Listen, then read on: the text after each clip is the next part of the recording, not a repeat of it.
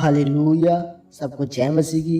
आइए मेरी भविष्यवाणी की पुस्तक से आज के वचन को पढ़ते हैं, जो कि हमारे आत्मिक माता और पिता प्रेरित अंकुर यूसुफ नरोला जी और पास्टर सोनी यूसुफ नरोला जी के द्वारा लिखी गई है। आत्मिक उन्नति। जैसे कि तीसरा यूहन्ना की पुस्तक 1:2 में लिखा है, हे प्रिय, मेरी यह प्रार्थना है कि जैसे तू आत्मिक उन्नति कर रहा है, वैसे ही तू सब बातों में उन्नति करे और भला चंगा रहे। मेरे प्रियो, आपके जीवन की सब बातों में उन्नति आत्मिक उन्नति के ऊपर निर्भर करती है। जिस तरह बाइबल में लिखा है कि जैसे कि तू आत्मिक उन्नति कर रहा है, वैसे ही तू सब बातों में उन्नति करे और भला चंगा रहे। जब आपकी आत्मिक उन्नति होती है तो उससे आप अपने परिवार में, आर्थिक रीति से, अपने बच्चों में और अपने भविष्य में भी उन्नति करते हैं। इसके साथ ही आप परमेश्वर में बच्चे रहकर अच्छी सेहत के साथ आशीषित होते हैं। आत्मिक उन्नति के लिए आपको प्रार्थना, उपवास और वचन में बढ़ने की जरूरत है। मेरे प्रियो, जब आप बाइबल में पढ़ें तो लिखा है कि मुर्दके ने अपने जीवन में प्रार्थना की थी। उसकी प्रार्थना कभी भी आत्मनिर्भर नहीं थी।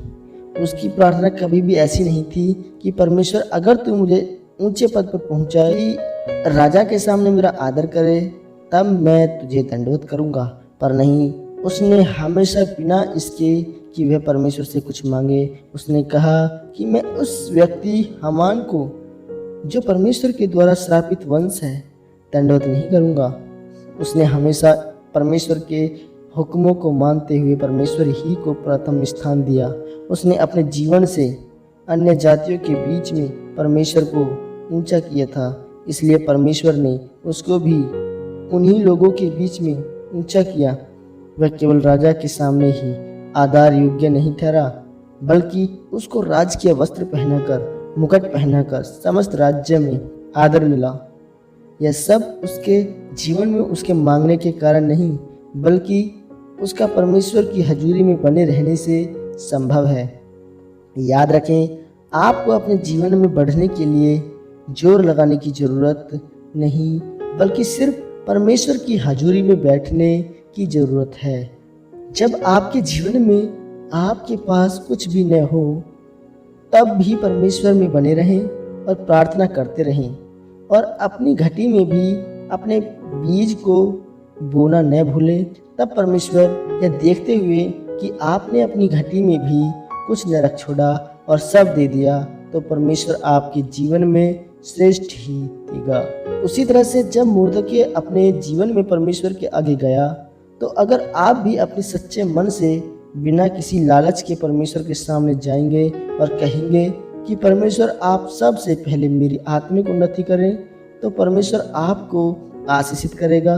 क्योंकि परमेश्वर अपनी योजना को आपके ऊपर जल्दी जाहिर नहीं करता, इसलिए अपने जीवन के हर परिस्थिति में हमेशा परमेश्वर से यही मांगे कि आपकी आत्मिक उन्नति हो। आपको सिर्फ परमेश्वर के सामने खड़े रहने की जरूरत है, ताकि वह उचित समय पर अपनी योजना को आपके ऊपर जाहिर कर सके। मेरे प्रियो, इसलिए आज अपने जीवन में सांसारिक अभिलाषाओं को छोड़ते हुए आत्मिक रीति से आत्मा में परमेश्वर के साथ जुड़े, आत्मिक उन्नति करें, परमेश्वर की सामर्थ्य और पवित्र आत्मा को हमेशा मांगते रहें। क्योंकि जब आत्मिक रीति से आपकी उन्नति हो, तो ही सब बातों में भी आपकी उन्नति होगी और आप शरीर में भी भले चंगे रहेंगे। परमेश्वर का वचन भी इस विषय में यही कहता है कि मैंने तुम्हें चुना है कि तुम फल लेकर आओ और तुम्हारा फल बना रहे। इस वचन के द्वारा परमेश्वर आपको बहुत आयत से आशीषित करे। आमीन।